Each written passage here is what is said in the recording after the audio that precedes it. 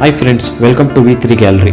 ಇತ್ತೀಚಿನ ದಿನಗಳಲ್ಲಿ youth face ಮಾಡ್ತಿರೋ ದೊಡ್ಡ ಪ್ರಾಬ್ಲಮ್ ಏನಾದರೂ ಇದೆ ಅಂದರೆ ಅದು hair fall and white air. 50-60 ವರ್ಷದ ವಯಸ್ಸಿಗೆ ಬರಬೇಕಾದ ಏರ್ ಫಾಲ್ ಈಗ 20-25 ವರ್ಷದ ಯುವಕರಲ್ಲಿ ಕಾಣಿಸಿಕೊಳ್ಳುತ್ತಿದೆ. ಕೆಲವರು ಜೀನ್ಸ್ ಇಂದ ಹೆಲ್ಮೆಟ್ ತುಂಬಾ ಯೂಸ್ ಮಾಡೋದ್ರಿಂದ ಆರ್ ಫುಡ್ ವಾಟರ್ ಚೇಂಜ್ ಆದ್ರೆ ಏರ್ ಫಾಲ್ ಆಗುತ್ತೆ ಅಂತ ಹೇಳ್ತಿರ್ತಾರೆ. ಇಷ್ಟಕ್ಕೂ ಏರ್ ಫಾಲ್ಗೆ ಕಾರಣ ಏನು?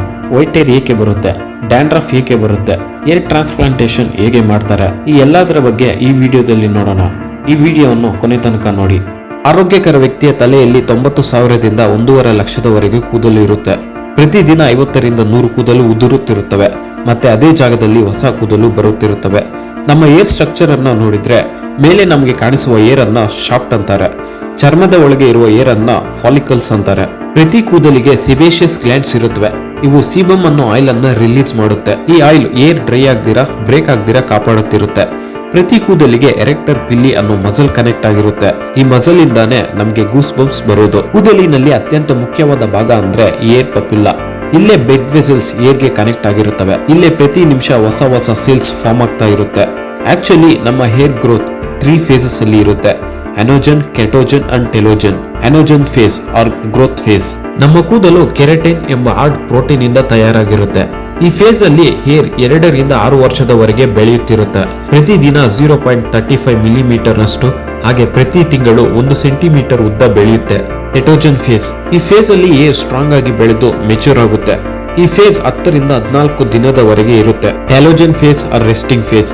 ಈ ಫೇಸ್ ಅರೌಂಡ್ 3 ಮಂತ್ಸ್ ವರೆಗೂ ಇರುತ್ತೆ. ಈ ಫೇಸ್ ಅಲ್ಲಿ ಏರ್ ಬ್ಲಡ್ ವೆಸಲ್ಸ್ ಇಂದ ಡಿಸ್ಕನೆಕ್ಟ್ ಆಗಿ ನಿಧಾನವಾಗಿ ಫಾಲ್ ಆಗುತ್ತೆ. ಮತ್ತೆ ಈ ಸೈಕಲ್ ರಿಪೀಟ್ ಆಗಿ ಹೊಸ ಹೇರ್ ಬರುತ್ತೆ. ಆದ್ರೆ ಯಾರಿಗೆ ಹೇರ್ ಲಾಸ್ ಪ್ರಾಬ್ಲಮ್ ಇರುತ್ತೋ ಅವರಿಗೆ ಹೇರ್ ಗ್ರೋತ್ ಅನ್ನೋದು ಈ ಟೆಲೋಜನ್ ಫೇಸ್ ಅಲ್ಲೇ ನಿಂತೋಗುತ್ತೆ. ಅಂದ್ರೆ ಈ ಸೈಕಲ್ ಮತ್ತೆ ರಿಪೀಟ್ ಆಗಲ್ಲ. ಹೇರ್ ಲಾಸ್ ಅಲ್ಲಿ ತುಂಬಾ ಟೈಪ್ಸ್ ಇದೆ. ಅದರಲ್ಲಿ ಕೆಲವೊಂದು ಈಗ ನೋಡೋಣ. Alopecia areata. ನಮ್ಮೊಳಗಿರುವ ಇಮ್ಯೂನ್ ಸಿಸ್ಟಮ್ ಏರ್ ಫಾಲಿಕಲ್ಸ್ ಮೇಲೆ ಅಟ್ಯಾಕ್ ಮಾಡಿ ಈ ತರ ಪ್ಯಾಚಿ ಏರ್ ಲಾಸ್ ಆಗುತ್ತೆ. ಟೆಲೋಜನ್ ಎಫ್ಲುವಿಯಂ. ನಮ್ಮ ದೇಹದಲ್ಲಿ ಐರನ್ ಡಿಫಿಷಿಯನ್ಸಿ ಆದಾಗ ಆರ್ ನಾವು ತುಂಬಾ ಸ್ಟ್ರೆಸ್ ತಗೊಂಡಾಗ ಈ ರೀತಿ ಏರ್ ಲಾಸ್ ಆಗುತ್ತೆ. ಆದ್ರೆ ವಿತಿನ್ 3 to 6 ಮಂತ್ಸ್ ಒಳಗೆ ಏರ್ ಮತ್ತೆ ಬೆಳೆಯುತ್ತೆ. ಆಂಡ್ರೋಜೆನೆಟಿಕ್ ಅಲೋಪೇಶಿಯಾ. ಇದು ಪುರುಷರಲ್ಲಿ ಮೋಸ್ಟ್ ಕಾಮನ್ ಆಗಿ ಕಾಣಿಸೋ ಏರ್ ಲಾಸ್ ಪ್ಯಾಟ್ರನ್. ಈ ಹೇರ್ ಲಾಸ್ ಅನ್ನೋದು ನಿಧಾನವಾಗಿ ನಡೆಯೋ ಪ್ರೊಸೆಸ್. ಫಸ್ಟ್ ತಲೆಯ ಮುಂದೆ ರೈಟ್ ಅಂಡ್ ಲೆಫ್ಟ್ ಸೈಡ್ ಅಲ್ಲಿ ಹೇರ್ ಫಾಲ್ ಸ್ಟಾರ್ಟ್ ಆಗಿ ಹೇರ್ ಪ್ಯಾಟ್ರನ್ ಹಿಂದಕ್ಕೆ ಸರಿಯುತ್ತೆ. ನೆಕ್ಸ್ಟ್ ತಲೆಯ ಮಧ್ಯಭಾಗದಲ್ಲಿ ಹೇರ್ ಥಿನ್ನಿಂಗ್ ಕಾಣಿಸುತ್ತೆ. ನಂತರ ಮುಂದೆ ಭಾಗದಲ್ಲಿ ಅಂಡ್ ಕ್ರೌನ್ ಅಂದ್ರೆ ತಲೆಯ ಮಧ್ಯಭಾಗದಲ್ಲಿ ಹೇರ್ ಲಾಸ್ ತುಂಬಾ ಆಗಿ ಕೇವಲ ಕಿವಿ ಸುತ್ತ ಅಂಡ್ ತಲೆಯ ಹಿಂದೆ ಭಾಗದಲ್ಲಿ ಮಾತ್ರ ಕೂದಲು ಉಳಿಯುತ್ತೆ. ಏಕೆಂದ್ರೆ ತಲೆ ಮುಂದೆ ಭಾಗದಲ್ಲಿರುವ ಹೇರ್ ಫಾಲಿಕಲ್ಸ್ ತುಂಬಾ ಸೆನ್ಸಿಟಿವ್ ಆಗಿರುತ್ತವೆ. ಈ DHT ಅನ್ನೋ ಹಾರ್ಮೋನ್ ಅಲ್ಲಿ ಹೇರ್ ಗ್ರೋತ್ ಆಗದೆ ನಿಲ್ಲಿಸುತ್ತೆ. ನಮಗೆ ಆಗ್ತಿರೋ 81% ಹೇರ್ ಫಾಲ್ಗೆ ಕಾರಣ ಜೀನ್ಸ್. ರಿಮೈನಿಂಗ್ 19%ಗೆ ಹೆಲ್ತ್ ಫ್ಯಾಕ್ಟರ್, ವಿಟಮಿನ್ ಡಿಫಿಷಿಯನ್ಸಿ ಇಂದ ಆಗ್ತಿರುತ್ತೆ. ಪುರುಷರಲ್ಲಿ ಹೇರ್ ಫಾಲ್ಗೆ ಮುಖ್ಯ ಕಾರಣ ಟೆಸ್ಟೋಸ್ಟಿರಾನ್. 5-ಆಲ್ಫಾ ರೆಡಕ್ಟಸ್ ಅನ್ನೋ ಎಂಜೈಮ್ ಈ ಟೆಸ್ಟೋಸ್ಟಿರಾನ್ ಹಾರ್ಮೋನ್ ಅನ್ನ DHT ಡೈಹೈಡ್ರೋ ಟೆಸ್ಟೋಸ್ಟಿರಾನ್ ಆಗಿ ಕನ್ವರ್ಟ್ ಮಾಡುತ್ತೆ. ಈ DHT ಹಾರ್ಮೋನ್ ಏರ್ ಫಾಲಿಕಲ್ಸ್ ಗಳನ್ನ ಡ್ಯಾಮೇಜ್ ಮಾಡುತ್ತೆ. ಇದರಿಂದ ಲಾಂಗ್ ಅಂಡ್ ಸ್ಟ್ರಾಂಗ್ ಆಗಿದ್ದ ಏರ್ ವೀಕ್ ಆಗಿ ಉದುರುತ್ತೆ. ಈ ಏರ್ ಲಾಸ್ ಗೆ 2 ರೀತಿಯ ಟ್ರೀಟ್ಮೆಂಟ್ ಇರುತ್ತೆ. ಒಂದು ಸ್ಟೆಬಿಲೈಸರ್ಸ್, ಅಂದ್ರೆ ಏರ್ ಫಾಲ್ ಅನ್ನ ಇಮಿಡಿಯೇಟ್ ಆಗಿ ಸ್ಟಾಪ್ ಮಾಡಿ ಹೊಸ ಏರ್ ಬರುವಂತೆ ಮಾಡೋದು. ಇನ್ನೊಂದು ಏರ್ ರಿಪ್ಲೇಸ್ಮೆಂಟ್. ಏರ್ ಫಾಲ್ ಆಗ್ತಿರೋ ವ್ಯಕ್ತಿಗಳಲ್ಲಿ ಡಾಕ್ಟರ್ ಕೊಡೋ ಮೆಡಿಸಿನ್ ಅಂದ್ರೆ ಮಿನಾಕ್ಸಿಡಲ್ ಅಂಡ್ ಫಿನಾಸ್ಟ್ರಾಯ್ಡ್. ಮೆನಾಕ್ಸಿಡಲ್ ಈ ಮೆಡಿಸಿನ್ ಏರ್ ಫಾಲಿಕಲ್ಸ್ ಗಳಿಗೆ ಬ್ಲಡ್ ಫ್ಲೋ ಅನ್ನ ಇನ್ಕ್ರೀಸ್ ಮಾಡಿ ಏರ್ ಗ್ರೋತ್ ಗೆ ಹೆಲ್ಪ್ ಮಾಡುತ್ತೆ. ಫಿನಾಸ್ಟ್ರಾಯ್ಡ್ ಇದು ಟೆಸ್ಟೋಸ್ಟಿರಾನ್ DHT ಹಾರ್ಮೋನ್ ಆಗಿ ಕನ್ವರ್ಟ್ ಮಾಡೋ ಎಂಜೈಮ್ ಅನ್ನ ಬ್ಲಾಕ್ ಮಾಡಿ ಏರ್ ಗ್ರೋತ್ ಫೇಸ್ ಅನ್ನ ಇನ್ಕ್ರೀಸ್ ಮಾಡುತ್ತೆ. GFC and PRP platelet rich plasma. Air loss ಇರೋ ಪೇಷಂಟ್ಸ್ ಇಂದ ಬ್ಲಡ್ ಅನ್ನ ತೆಗೆದು ಅದರಿಂದ ಪ್ಲಾಸ್ಮಾವನ್ನ ಸಪರೇಟ್ ಮಾಡಿ ಆ ಪ್ಲಾಸ್ಮಾವನ್ನ ಸಿರೇಂಜ್ ಮುಖಾಂತರ ಏರ್ ಲಾಸ್ ಆಗ್ತಿರೋ ಜಾಗದಲ್ಲಿ ಕೊಡ್ತಾರೆ. ಪ್ಲಾಸ್ಮಾದಲ್ಲಿರುವ ಗ್ರೋತ್ ಫ್ಯಾಕ್ಟರ್ಸ್ ಏರ್ ರೀಗ್ರೋತ್ ಆಗೋದಕ್ಕೆ ಹೆಲ್ಪ್ ಮಾಡುತ್ತವೆ. Low level laser therapy. Low power laser light ಅನ್ನ ಹೇರ್ ಫಾಲಿಕಲ್ಸ್ ಮೇಲೆ ಬಿಡ್ತಾರೆ.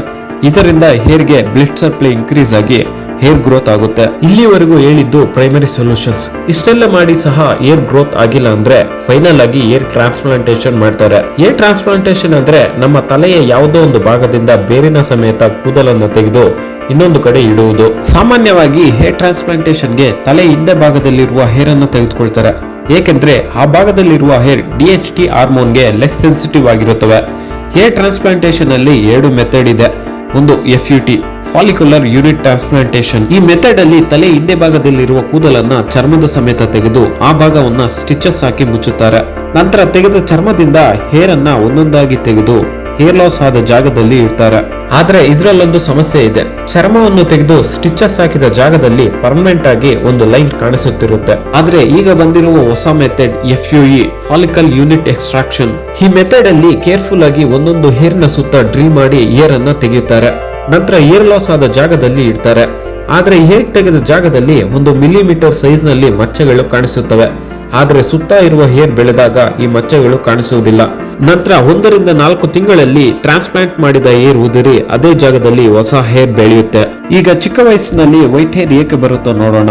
ಆಕ್ಚುಯಲ್ ಆಗಿ ನಮ್ಮ ಹೇರ್ ಹುಟ್ಟಿದಾಗ ಯಾವ ಕಲರ್ ಇರೋದಿಲ್ಲ. ನಮ್ಮ ಹೇರ್ ಫಾಲಿಕಲ್ಸ್ ಅಲ್ಲಿ ಮೆಲನೋಸೈಟ್ಸ್ ಅನ್ನೋ ಸೆಲ್ಸ್ ಇರುತ್ತವೆ. ಇವು ಮೆಲನಿನ್ ಅನ್ನ ಪ್ರೊಡ್ಯೂಸ್ ಮಾಡುತ್ತವೆ. ಈ ಮೆಲನಿನ್ ನಮ್ಮ ಕೂದಲಿಗೆ ಕಲರ್ ಅನ್ನ ಕೊಡುತ್ತೆ. ಯು ಮೆಲನಿನ್ ಹೇರ್ ಗೆ ಬ್ಲಾಕ್ ಅಂಡ್ ಬ್ರೌನ್ ಕಲರ್ ಕೊಟ್ರೆ pheomelanin red and yellow colour ಅನ್ನ ಕೊಡುತ್ತೆ. ಅತಿ ಚಿಕ್ಕ ವಯಸ್ಸಿನಲ್ಲಿ ಗ್ರೇ ಹೇರ್ ಬರಲು ಕಾರಣ ಜೀನ್ಸ್. ನಮ್ಮ ಅಪ್ಪ ಅಮ್ಮ ತಾತನಿಗೆ ಬಂದಿದ್ರೆ ನಮಗೂ ಬರುವ ಚಾನ್ಸಸ್ ಇರುತ್ತೆ. ಹಾಗೆ vitamin deficiency like vitamin B12, vitamin D, iron, zinc ಕೊರತೆ ಇದ್ರೆ ಗ್ರೇ ಹೇರ್ ಬರುತ್ತೆ. ಹಾಗೆ ತುಂಬಾ ಸ್ಟ್ರೆಸ್ ತಗೊಂಡಾಗ ಸ್ಮೋಕಿಂಗ್ ಮಾಡೋರಲ್ಲಿ ಗ್ರೇ ಹೇರ್ ಬರುತ್ತೆ. ಡ್ಯಾಂಡ್ರಫ್. ನಾವು ಸ್ನಾನ ಮಾಡಿಲ್ಲ ಅಂದ್ರೆ ಡ್ಯಾಂಡ್ರಫ್ ಬರುತ್ತೆ ಅಂತ ಅಂದ್ಕೊಳ್ತಾರೆ.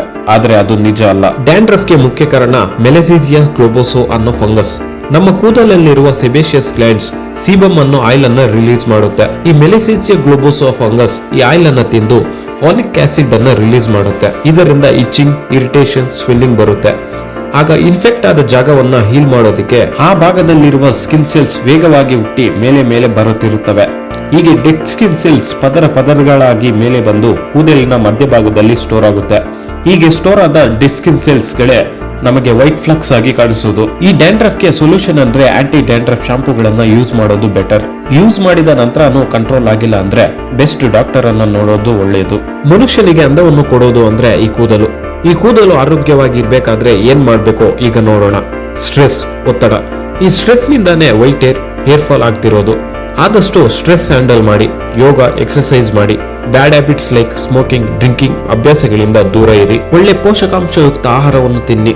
Vitamin B12, vitamin B, iron, zinc ಇರುವ ಆಹಾರವನ್ನು ತಿನ್ನಿ. ಮಾರ್ನಿಂಗ್ ಟೈಮ್ ಬಿಸಿಲಲ್ಲಿ ಟೈಮ್ ಸ್ಪೆಂಡ್ ಮಾಡಿ. ಈ ವಿಡಿಯೋ ಇಷ್ಟ ಆದ್ರೆ ಲೈಕ್ ಮಾಡಿ, ಶೇರ್ ಮಾಡಿ. ಇಂತಹ ವಿಡಿಯೋಗಳನ್ನು ನೋಡಲು ನಮ್ಮ ಚಾನಲ್ಗೆ ತಪ್ಪದೆ ಸಬ್ಸ್ಕ್ರೈಬ್ ಮಾಡಿ. ನಿಮ್ಮ ಅನಿಸಿಕೆಗಳನ್ನು ಕಾಮೆಂಟ್ ಮುಖಾಂತರ ನಮಗೆ ತಿಳಿಸಿ.